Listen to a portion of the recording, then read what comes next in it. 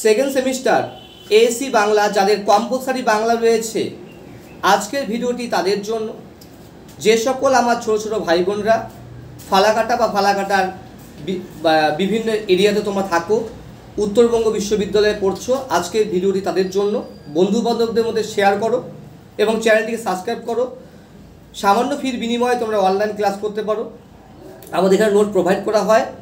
আমাদের যোগাযোগ নাম্বারটি হচ্ছে 9749941990 এবং 7797308455 এই নাম্বারে।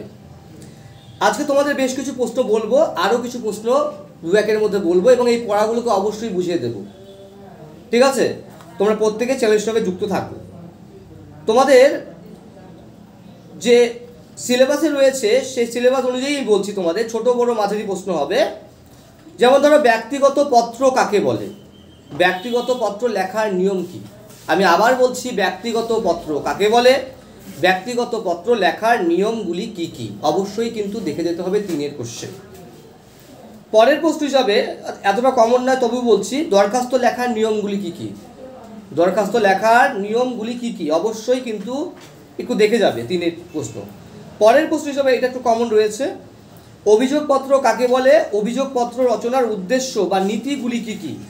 ঠিক আছে, অভিযোগপত্র রচনার উদ্দেশ্য এবং নীতিগুলি কি কি? পরীক্ষায় কিন্তু ভালো করে পড়তে হবে 3-এর।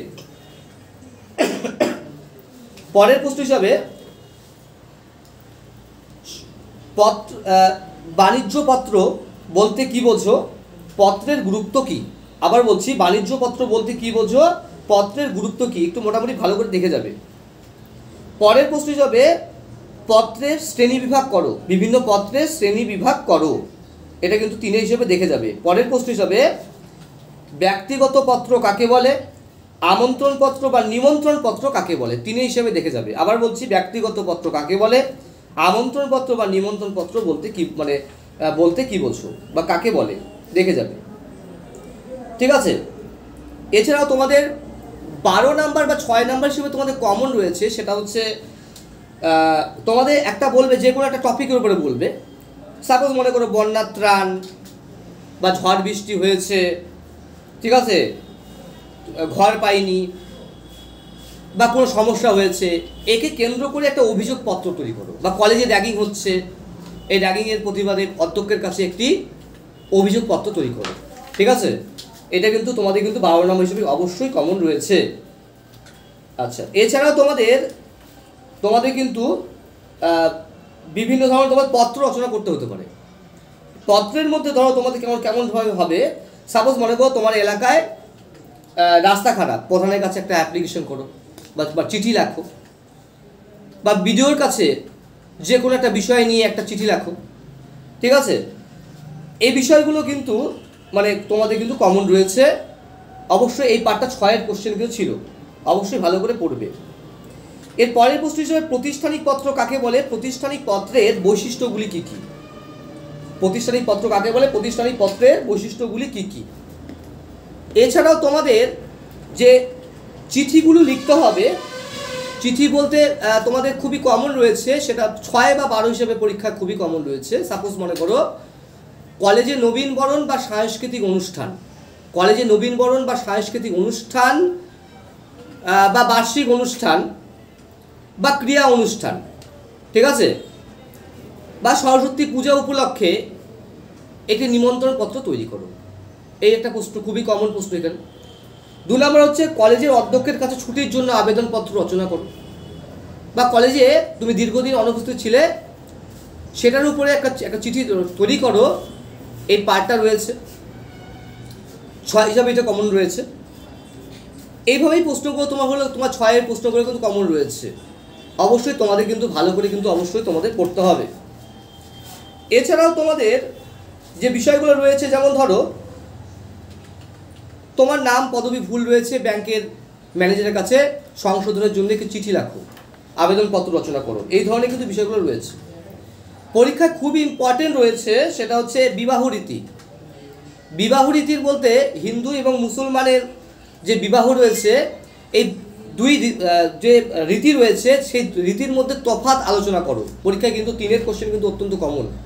অর্থাৎ হিন্দু এবং মুসলমান রীতির মানে হিন্দু এবং মুসলমান বিবাহ রীতির মধ্যে যে তফাৎ তা আলোচনা করো। পরীক্ষা কিন্তু তিনে কিন্তু অত্যন্ত কমন, পরীক্ষা কিন্তু আসবে এটা।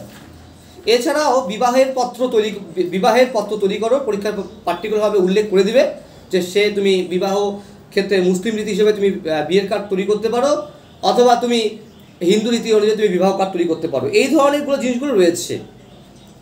এছাড়াও তোমাদের কি করতে হবে, তোমাদের খুবই কমন রয়েছে সে পার্টগুলো হচ্ছে, দেখে দিচ্ছি একটু।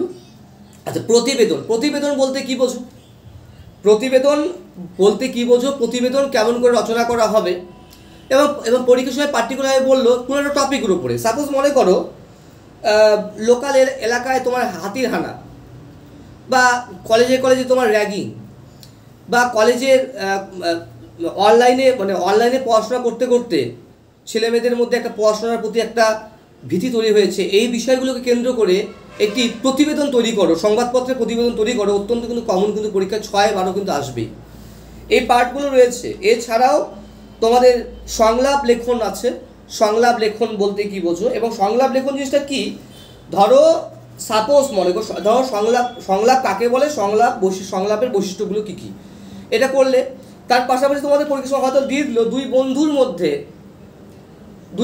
মধ্যে এই যে রেজাল্ট খারাপ হচ্ছে, এই বিষয়কে কেন্দ্র করে একটা কথোপকথন বা সাক্ষাৎকার, বা ছাত্র শিক্ষকের মধ্যে একটা আলোচনা কোনো একটা টপিকের উপরে, অত্যন্ত ইম্পর্টেন্ট রয়েছে।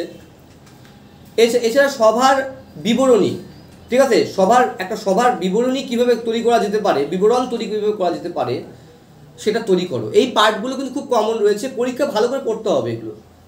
তো যে সমস্ত আমার ভাই বোনরা এখনও তোমার হলো অনলাইনে যুক্ত হওনি, তার প্রত্যেককে বলবো তোমরা অনলাইনে ভর্তি হও, ঠিক আছে, এবং আমরা নোট প্রোভাইড করছি, অবশ্যই তোমরা নোট পাবে। তো ভালো করে পড়তে থাকো, আমরা এই পড়াগুলোকে ধাপে ধাপে টোটাল পড়াগুলোকে খুব তাড়াতাড়ি বুঝিয়ে দেবো।